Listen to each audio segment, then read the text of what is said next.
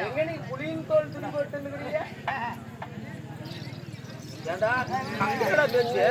சாணி நான் சாணியா சாமி பிராணபதி எங்க பேசுறேன் சுவாமி பிராணபதி அப்படி சொல்றேன் இப்படி பேசிக்கலாம் இந்த மூஞ்சல படிக்கிறது பிடிக்கல எனக்கு அது கொரோனா தாய்களோட சும்மா மாட்டுக்கு ஓட்ட மாட்டேங்கிறான் ஏன்னா அந்த பரம் இருக்குதுன்னா பழக்க வளர்த்துக்காரு அதனால அங்க பேசுறியா இல்ல அங்க யாரு ஓட்ட மாட்டேங்கிறாங்களா அத்தனை பிரச்சனையே அறிவு கட்டவனே எப்போதுமே இந்த பரம் திரும்பி தான் பேசணும் எல்லாம் இந்த பக்கம் தான் திரும்பி பேசுறோம் அந்த ரெண்டு பேரும் நான் என்ன பேசுறாங்க ஓட்ட மாட்டேங்கிறாங்களா யாரும் இப்ப ஊன்னு சொல்லுங்களா நாடு நாடு மகா நாடு ஆமா இங்கேயே நீர்வளம் நிலவளம் தனவளம் குடிவளம் இல்லையே அழகு திருப்பொன் நாடு மற்ற நாட்டு கொப்பாகிய இந்த அருமையுள்ள அழகு திருப்பொன் நாடு ஆமா இந்த ஊருக்கு என்ன பேரு இது புழுதிக்காடு ஜல்லிக்காடு இப்பதான் ஒரு டிராக்டர் ஜல்லி கூட்டி கையில பிடிக்காத ஆள்றா ஆமா ஜாமி நீ எப்பயும் இப்போ ஒரு 10 வருஷமா கையில பிடிக்கிறது இல்ல அதுக்கு மேல பிடிச்சிட்டு இருந்தேன் நான் எதுவுமே ஷாட் எடுக்காத ஆளு ஓ ஷாட்டே வா சரி எடுக்கிறாளான்னா நீ இந்த மாதிரி பேச மாட்டான் ஒரு முட்டை கையில எடுத்து பிடிச்சாரா போக மாட்டாரு இல்லப்பா ஷாட்டையா கணக்குல பிடிச்சுவாங்களா ஆமா நீ தான் தண்ணி வர மாட்டியா சாமி நான் வவுத்துக்கு சோத்துக்கிற நான் பேச்சுனா அவரு என்ன பண்றாரு அப்ப வாத்தியாரு வாத்தியார் பிய கூட பாரு நீங்க நெய்யோட சாப்பிடுவோம் அப்படி வர சொல்லு கண்டறிஞ்சியா அறிஞ்சிட்டேன் என்ன ஊரு இதா சிங்கிலிமேடு அது எங்கடா இருக்குது இது ஊர் பேர் அத்தவனே யார வேணாங்க இதுல ரெண்டு அர்த்தம் இது சிங்கிலிமேடா கிங்கிலிமேடா சிங்கிலிமேடு அப்படி என்ன சொல்லு நான் கிங்கிலிமேடுனா சொன்னேன் சிங்கிலிமேடு கிராமம் என்ற இந்த தினத்துல நமக்கு ஒரு தாய் கிராமம் ஆகும் ஆமா இங்க ஆனா பிறந்த அப்பமார்களும் பெண்ணா பிறந்த தாய்மார்களும் கலையில சிறந்த கலைமேதைகளும் கல்விக்கு செல்லும் சிறு குழந்தைகளும் ஆமா கடல் அலை போல அமர்ந்திருக்கிறாங்க கண்டிப்பா தீப ஒளிகளும் தெய்வ சபைகளும் ராஜ மேடைகளும் ஆபரண புண்ணியமான சமயம் அதை அமைத்து வைத்த சரி இந்த அன்பார்ந்த உள்ளங்கள் யாரு ஊர் பொதுமக்கள் ஆமா சாமி அதனால நண்பா பெருமாள் தெய்வத்துக்காக இந்த ஊர் முக்கியஸ்தர் அனைவரும் சேர்ந்து ஆமா திரிவந்த வைகுந்த வாசன் 10 அவதாரம் கொண்ட எங்கன் இருந்த யாக வந்த கண்ணன் சாமி பெருமாள் சாமி திருவிழா முன்னிட்டு பல்லாயிரக்கண செலவுல செய்து ஊர் பொதுமக்களும் அனைவரும் சேர்ந்து அதாவது இந்த தீப ஒளியும் தெய்வ சபைகளும் ராஜ மேடைகளும் அருளால் அமைத்து வச்சிருக்கிறார்கள் நடத்தக்கூடிய நாடகம் என்ன நாடகம் சாமி இன்று வைத்துள்ள நாடகம் வந்து பொம்பளைங்களுக்கு வந்து ரொம்ப பிடிச்ச நாடகம் இன்னைக்கு வச்சுக்கிற நாடகம் பொம்பளைங்களுக்கு பிடிச்ச நாடகம் அவங்களே வச்சுக்கிட்டாங்க என்ன நாடகம் இன்னைக்கு வச்சுக்கிற நாடகம் தான் செம்பருத்தி நாடகம் செம்பருத்தி நாடகம் அது செம்பருத்தி நாடகத்துல இப்ப நீங்க ஆதி வந்துக்கிறீங்க உள்ள பார்வதி ரெடி ஆகுறா அடுத்த கட்ட அவத்தான் செம்பருத்தி நாடகத்துல அந்த கம்பமெல்லாம் நிறுத்துவாங்களா இல்லைங்களா கம்பன் நிறுத்திக்கிறாங்களா நேற்று எங்க வீட்டுல அந்த நாடகம் தான் பாத்து விடுவோம் வனப்பருவத்திலே ஒரு பாகமா விளங்கி வரக்கூடிய ஸ்ரீ மகாபாரதம் அர்ஜுனன் தபசு என்று சொல்லப்பட்ட நாடகத்தை அரங்கேற்றிருக்கிறார்கள் அனைவர்களும் கண்டிப்பா அன்பா சாமி இந்த அர்ஜுனன் தபசு என்று சொல்லப்பட்ட நாடகத்தில் சபைக்கு முன்பதா வந்தான் அல்லவா என் விருத்தாந்தங்கள் என்ன சுவாமி என் பேர் நீங்க சொன்னாதானே எனக்கு வந்திருக்கிறேன் சொல்லுங்கள் சாமி நாளை என்ன நடக்கும் ஒன்னு கொண்டு விட்டா ஸ்டேஷன்ல கேஸ் நடக்கும் என்ன ஊர்ல என்ன ஊர்ப்பா இங்க வாழ வேண்டிய நாள் இல்ல பின்ன எங்க வாழணும் மேட்டூர்ல நட்டு டேம்ல நீ இருக்கணும் மேட்டூர் தாண்டி போகணும் எங்க ஊருக்கு நண்பா போய் தர்மமே ஆச்சரியம் தர்மமே நீதி தர்ம தேவதையை சிறும கொண்டு உத்தமனா நாட்டை ஆண்டு வரக்கூடிய என் பேரைத்தான் தாரா புகழ் வேந்தன் தர்மன்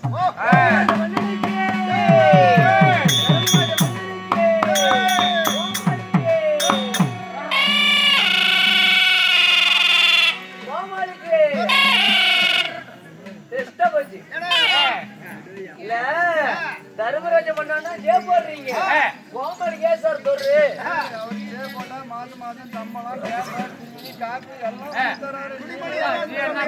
அவருக்கு ஜே போட்டா சம்பளம் மாசம் மாசம் பேட்டா பிடிச்ச துணிமணி எல்லாம் எடுத்து கொடுக்குறாப்படி தர்மல பாரு சகல போய் சட்டி போட்டோட போடா மகாராஜா எல்லாம் கேட்டாலும் கொடுக்கறாரு மக்களாவரி நீ என்னடா கொடுப்பாங்க மக்களாவரி காலையில வா அதுக்குதான் மத்திய தாய்களை மீறணும் அன்பா சாமி தாரா புகழ் வேந்தன் தருமனையே இருந்தாலும் என்னை இன்றதோடு தெய்வங்கள் யாரு யாரு சாமி யாரு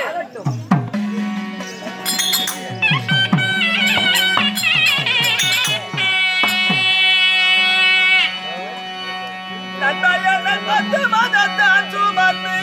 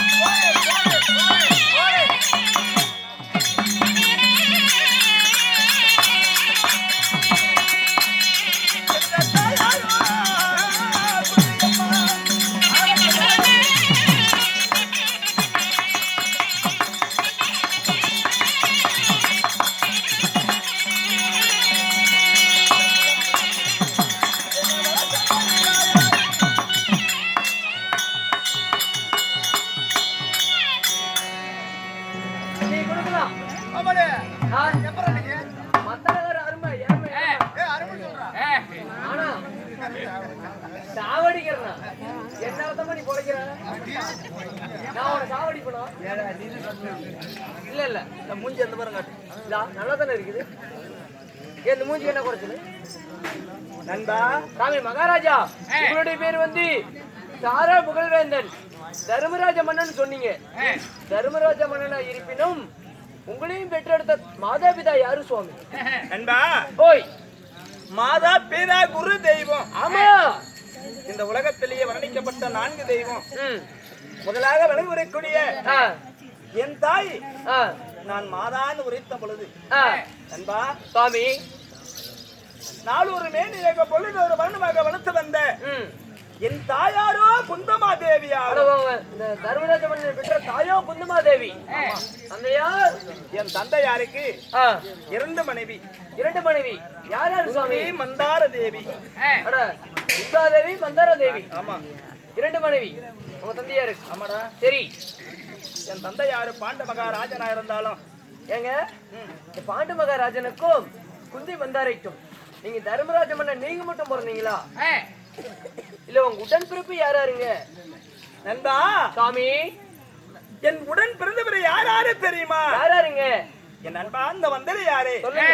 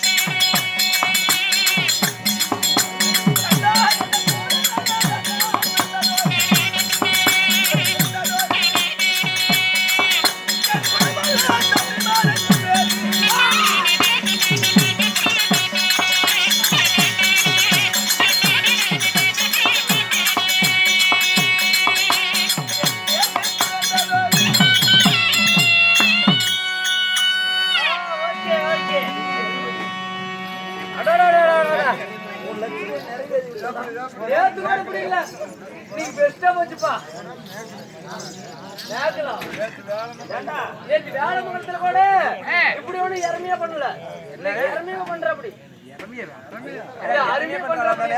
ஆமா மகாராஜா கடவுள சாமி சுவாமி என்ன கும்பிடலாம் யாகமா வருது? இல்லைங்க சாமி கும்பிட வருது. நல்லதாகட்டும். ஓய் இந்த பாண்ட மகாராஜனுக்கும் குந்தி மந்தாரிக்கு பிறந்தவர்கள் நாங்க எத்தனை பேர் என்று கேட்டா? எத்தனை பேர் சுவாமி? தாரா புகழ் வந்தன் தருமன் என்னுடைய பேரு. அட உங்களுடைய பேர் வந்து தர்மராஜன். ஆமா சரி. வெட்டிய மதகரி பீமசேனன் எனக்கு இளைய தம்பி. யாரு? பீமசேனன். ஆமா சரி. ஆளாள அழக மன்னன் அர்ஜுன் இருப்பாரு. எனக்கு இரண்டாவது தம்பி யாரு? அர்ஜுனன். ஆமா சரி. குந்தமா தேவிக்கு பிறந்தவர்கள் 3 பேர். யாரு? தருமன், பீமன், அர்ஜுனன். 3 பேர் வந்து குந்தமா தேவிக்கு பிறந்தீங்க. மந்தார அம்மனுக்கு பிறந்தவர் 3 பேர். யார் யார் சுவாமி? அன்பா ஓய் குதிரை ராயத்திலேயே தேர்ச்சி பெற்ற ஆ என் தம்பி ஆகிய நகலராஜனும் தம்பி நகலராஜன் தன்னர் வேதம் கற்றுணர்ந்த சாஸ்திரத்திலே மிகப்பெரிய வல்லவனாய் விளங்கி வரக்கூடிய ஆ என் எளிய தம்பி சகாதேவனும் அட சகாதேவனும் ஒரே தங்கி சங்கபதியோட ஆ அவங்க 3 பேரு. சங்கபதி உங்க தங்கச்சி ஏங்க உங்க தங்கச்சிக்கு வந்து சங்கபதி என்று எப்படி பெயர் வந்தது?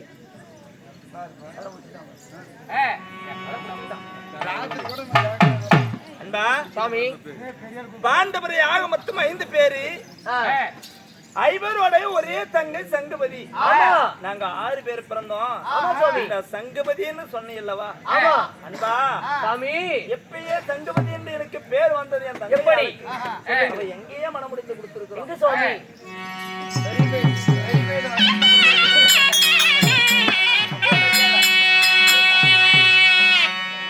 அதைய பாரா வனதனிலே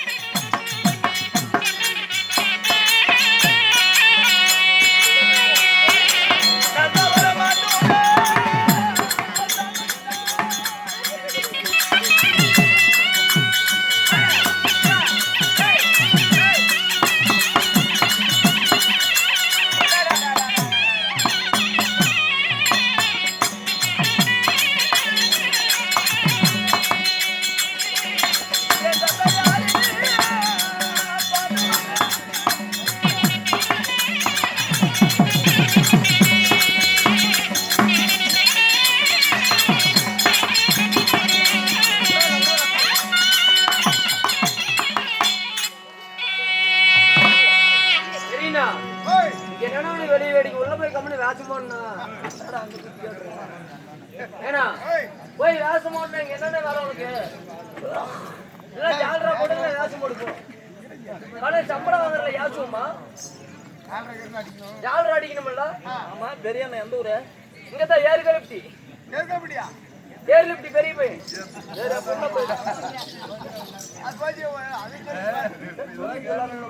ஒரு பேர் சொன்னல ஓடி போயிருவான். அன்பா சாமி என் தந்தையார் பாண்டிய மகாராஜன் சுரிமா வனத்திலேயே ஆண்டு மடிந்தார் என்று உரைத்த பொழுது, ஓ சுரிமா வனத்தில் சாமி ஏன் ஆரணி வனம் போக வேண்டும்? போகக்கூடிய காரணங்கள் என்ன? எங்க நாடு எந்த நாடு தெரியும் தமிழ்நாடு சுவாமி. அண்டரண்டு சிராசுர வீர 64 உலகம் அவன் 56 தேசம். பேரரசனா விளைகளுடைய நாடு அஸ்தனாபுரம். உங்களுடைய நாடு அஸ்தனாபுரம். இந்த அஸ்தனாபுரத்துல 36,000 வீதி. இந்த அஸ்தனாபுரத்தில் வந்து 36,000 வீதிகள். இந்த நாட்டை ஆளக்கூடிய மன்னர்கள் 3 பேரு. யார் சுவாமி? திருதராஜ மகாராஜன், பாண்டு மகாராஜன், விதர்ணன். பாண்டு மகாராஜன், விதர்ணன். இந்த மூவர்களும் இந்த நாட்டை ஆளக்கூடிய இளவரச மன்னர்கள். சரி அன்பா சுவாமி. அப்படி இருக்கும் பொழுது என் பெரிய தந்தையாராகிய திருதராஜ மகாராஜனுக்கு பிறப்பிலேயே பார்வை கிடையாது. பெரிய தந்தையா இருக்கு யாருக்கு திருதராட்டினுக்கு வந்து பிறவியிலேயே கண்ணு தெரியாது.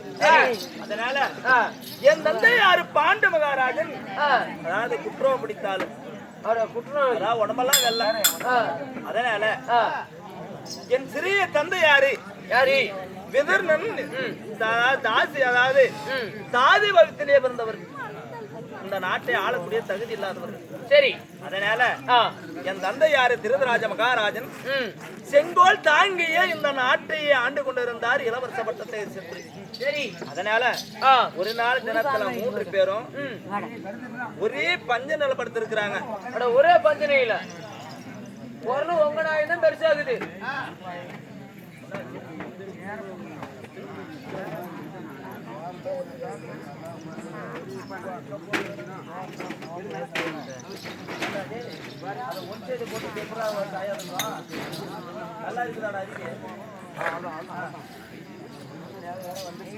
இருக்க வேண்டிய ஆளுங்களே கிடையாது. நீங்க